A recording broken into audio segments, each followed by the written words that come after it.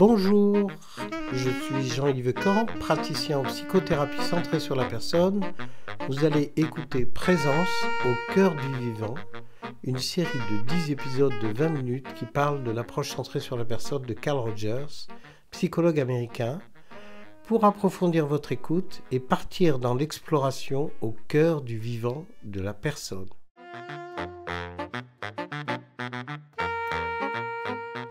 Bonne écoute. On continue à plonger dans le self, notre self. On a vu que la mort influençait beaucoup ce self. Mais il y a autre chose aussi qui influence beaucoup notre self, c'est la question de la relation. La relation, c'est plus un révélateur qu'une motivation à l'être humain. On dit souvent que l'être humain est un être social et que finalement sa vocation à l'être humain, c'est d'être en relation. C'est vrai, mais c'est pas aussi simple. C'est-à-dire que finalement, la relation est un vecteur pour les personnes à pouvoir mieux se connaître. En effet, ce self grand qui se déroule à l'infini, c'est comme dans l'espace. Il y a des objets invisibles, des plaques en fait qui bougent, et ces plaques, ce sont nos configurations, ce qu'on appelle nos configurations, c'est-à-dire des parts de nous dans ce self qui vibre, qui se découvre, s'obscurcissent au contact de la vie, de l'existence, mais aussi au contact de la relation. La relation, c'est comme un papier révélateur de nos configurations, de nos parts. C'est vraiment la question de la relation qui est au centre de une meilleure connaissance de soi-même. C'est que finalement, quand je suis en relation avec des personnes, je suis d'abord en relation avec moi, mais je ne le sais pas. Je ne le sais pas toujours, et il y a des indicateurs qui nous cachent ça, enfin, pas des indicateurs, mais comment je pourrais dire? Des sortes de paravents qui nous cachent cette réalité-là. Et ces paravents, ce sont nos préjugés et nos jugements, en fait. Quand je suis en lien avec une personne, qu'est-ce qui se passe? Eh ben, c'est une sorte de vibration. Finalement, quand je rencontre l'autre, je vais être confronté à quelque chose que je perçois de l'autre, qui est moi, mais que je vais voir à travers l'autre. Alors pourquoi le voir à travers l'autre? Parce que c'est plus facile d'accueillir, d'accepter ce qui vient de l'autre que d'accepter ce qui est en soi, en tout cas pour certaines parties de soi. Donc je disais qu'il y a des parties qu'on ne voit pas, mais qui vont apparaître, s'exprimer, se mettre en relief dans notre papier peint qui est le self, à partir du moment où je rencontre une personne. Et nos émotions vont rendre compte de ce choc de rencontre, par de la colère, par de la tristesse, par un vécu émotionnel qui va rendre compte de ce frottement, de ce contact avec l'altérité de l'autre. Donc l'altérité de l'autre nous permet d'abord rendre visibles les parts de nous que nous ne voyons pas, mais qui existent. Donc la rencontre est un élément qui nous sert à nous rendre plus visibles au fur et à mesure que les années passent de nos rencontres, de nos relations de couple, nos relations de famille, nos relations au travail, sont un moyen que nous avons trouvé, je pourrais dire comme ça, pour faire apparaître ces configurations qui se cachent à nous. Je pourrais dire aussi que quand la relation se produit, les configurations qu'on va voir apparaître sont des configurations qui ne vont pas être séduisantes. J'avais exprimé dans les premiers volets qu'on construit des tas de planètes, la planète famille, la planète identité, la planète... Et tout ça construit une forme de conditionnement autour de la manière dont on doit être avec ces normes extérieures, comme je disais aussi. Finalement, la rencontre va nous confronter à ces conditionnements, va nous confronter à ces configurations qui apparaissent de nous. Et le premier réflexe qu'on va avoir, c'est le rejet de l'autre. Nous aurons un premier réflexe qui va être de rejeter que nous ne connaissons pas de nous, et donc nous allons rejeter ce qu'on peut voir à travers l'autre. En tout cas, ce qu'on peut dire, c'est que quand je rencontre l'autre et que quelque chose me plaît ou me déplaît, c'est quelque chose de moi que je vois chez lui. Parce que finalement, on est seul avec son self, on est seul avec soi-même et on ne peut voir l'autre qu'à travers son self. Et donc finalement, quand je te rencontre aujourd'hui et que je peux être attiré par toi, je suis attiré par une part de moi-même que je n'ose pas m'avouer ou me dire. Donc finalement, la relation, être en relation, c'est d'accepter la confrontation à l'altérité, mais c'est aussi accepter de pouvoir me découvrir et de ne pas m'aimer aussi dans ma découverte.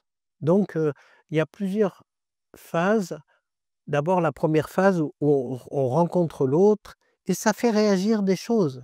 Et donc on va se servir de nos émotions pour signifier une opposition à cette nouvelle information dans notre self.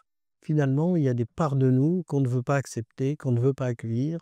Donc on va haïr l'autre, on va être en colère. En fait, c'est contre nous, contre une part de nous qu'on est en colère. Être en relation, c'est prendre conscience qu'on est d'abord en relation avec soi-même.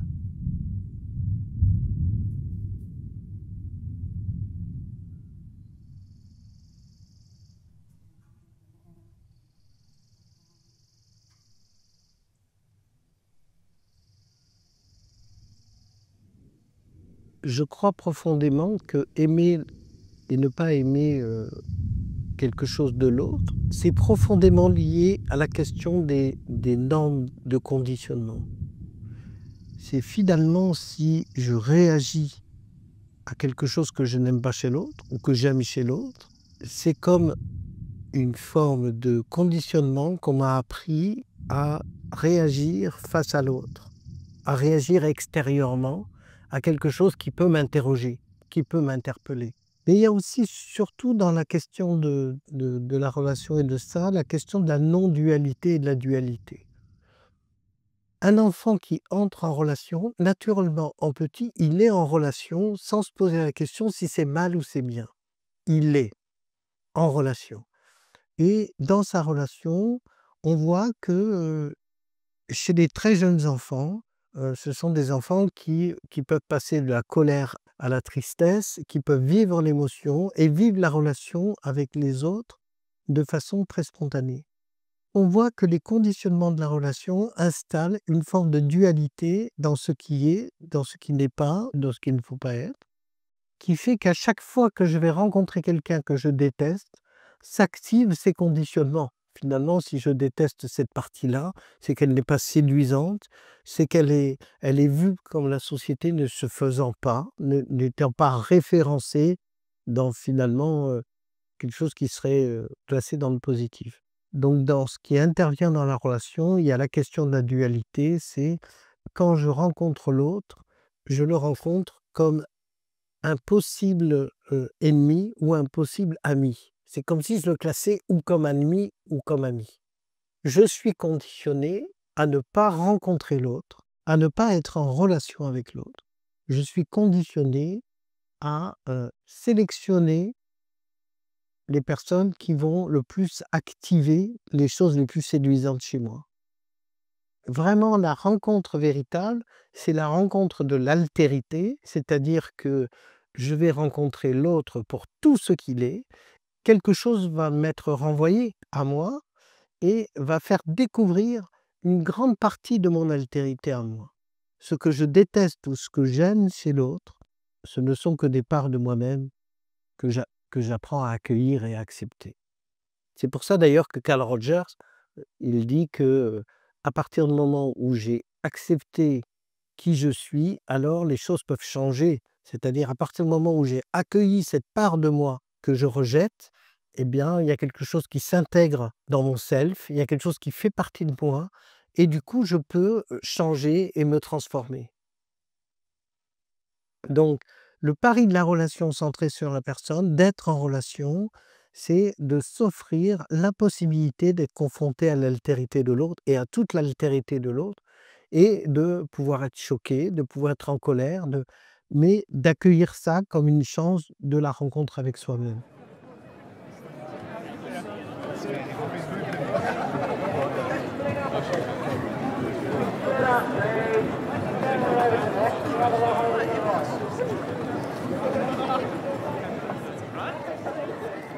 pour ce processus-là, dans l'approche centrée sur la personne, on parle souvent d'entraînement plutôt que de formation, parce que c'est un entraînement à être finalement. Quand je suis en relation, c'est s'entraîner à s'observer dans la relation, s'entraîner à se voir se mettre en colère, à pouvoir revenir à dire ah ben je suis en colère contre toi, je me rends compte qu'il y a quelque chose qui se passe pour moi, parce que finalement l'entraînement, c'est de pouvoir s'observer, réagir face à la relation, face à l'autre. Et du coup, en m'observant, en m'accueillant, en m'acceptant, plus j'accueille les nouvelles parts que je découvre, plus je vais être de plus en plus tolérant avec l'autre, puisque nous avons en commun ces parts. En tout cas, je pense que nous l'avons en commun. Mais peut-être que le fait de l'avoir éclairci avec moi-même, ça me permet de retourner vers l'autre pour l'entendre lui sur ce qu'il exprime de lui, de ses parts à lui. La véritable rencontre, c'est une rencontre d'altérité qui n'a pas peur de se confronter, de s'apposer, mais autour de 3 attitudes qu'on retrouve, que l'approche centrée sur la personne pose. C'est: est-ce que je peux faire preuve d'empathie à mon égard et à son égard? Est-ce que je peux faire preuve de regard inconditionnel positif et de confiance du fait que je suis peut-être fâché contre lui, je suis fâché contre une part de moi, mais peut-être qu'il en sortira quelque chose qui s'appellera l'acceptation de cette part. Et peut-être que la transparence que j'ai avec moi-même, la congruence que je m'accorde à moi-même, me permettra de dire: ah tiens, je suis dans le refus de cette personne, je suis dans le refus de cette part de moi. La relation centrée sur la personne, c'est une proposition de rencontre de soi-même et de l'autre autour de 3 attitudes qui permet de se rencontrer profondément, et la rencontre se produit vraiment dans l'altérité, dans l'apposition, dans l'opposition, dans la confrontation, dans quelque chose qui vraiment se rejoint, mais comme dans un climat d'acceptation que cela peut se produire en confiance et que chacun va apprendre des choses sur lui-même. C'est une question qui, dans la relation centrée sur la personne, qui revient souvent, mais et qu'est-ce qu'on fait de l'autre finalement? Parce que soit on peut proposer une rencontre qui ouverte, mais l'autre, lui, peut ne pas accepter cette rencontre-là. Donc, pour moi, la question, c'est finalement qu'est-ce qu'on fait de cette rencontre qu'on peut percevoir comme non réciproque? Ce qu'on peut observer dans la rencontre centrée sur la personne, c'est que à partir du moment où une personne est en relation avec les 3 attitudes, qu'elle se les accorde à elle, quelle que soit la réponse qu'on lui fait en face, elle reste dans cette envie de rencontrer l'autre autour des 3 attitudes, on voit qu'il se produit un changement dans le climat, des transformations qui fait que l'autre, progressivement, sans qu'on s'en rende compte d'ailleurs, toujours au début, va commencer à changer d'attitude, va commencer à être moins agressive, va commencer à s'approcher de vous, et que plus vous allez développer un rapport avec vous-même de plus en plus proche de vous, plus l'autre va être entraîné par votre exemple à faire de même. C'est comme si le climat était un peu comme un virus qu'on donne à l'autre et qui fait que l'autre va pouvoir se faire l'expérience de se transformer aussi, d'expérimenter des choses à sa façon, lui, et dans son processus. Dans la relation centrée sur la personne, chacun a son processus, son rythme et ne va pas au même moment. Mais il y a toujours ces histoires de frottement en fait. C'est que la différence de rythme, de processus peut produire des affrontements, des confrontations, mais à partir du moment où les 3 attitudes sont présentes, ces affrontements deviennent des expériences d'apprentissage pour les uns et pour les autres.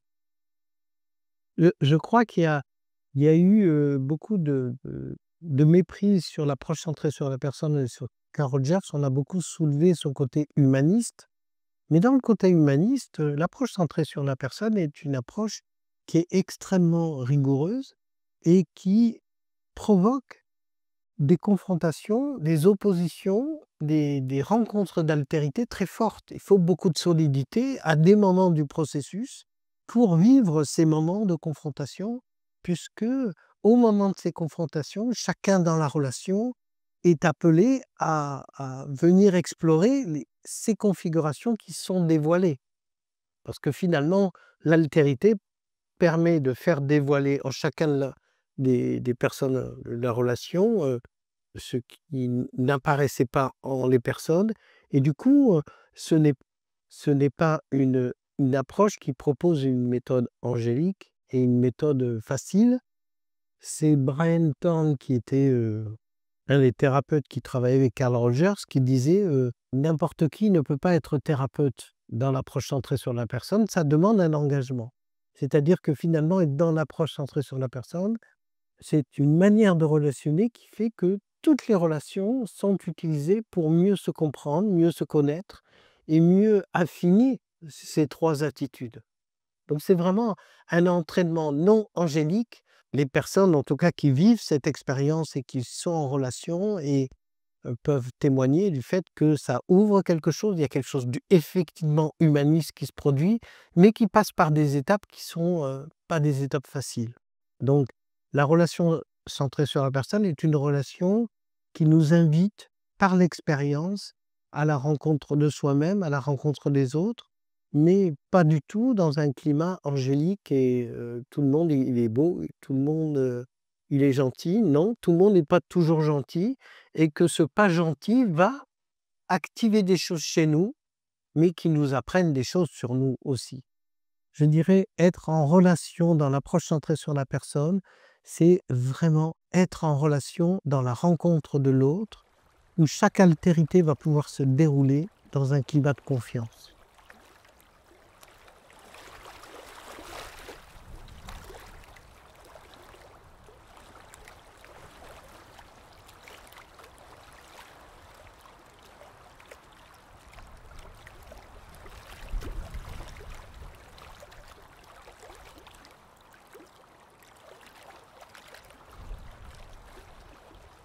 Pendant cette confrontation devient de plus en plus fluide et les personnes, dans la rencontre avec le climat, commencent à pouvoir exprimer les choses à partir d'eux, de ne plus accuser l'autre, de ne plus être en accusation de l'autre. Ils reconnaissent que c'est eux qui réagissent et que ça part d'eux. Donc, je dirais qu'il y a une évolution de l'altérité qui va vers une découverte de soi-même, une exploration de soi-même et d'acceptation de soi-même, puisque l'objectif de l'approche centrée sur la personne, il n'y en a qu'un, c'est à la fois de s'accepter et de développer ce qu'on appelle le centre d'évaluation interne.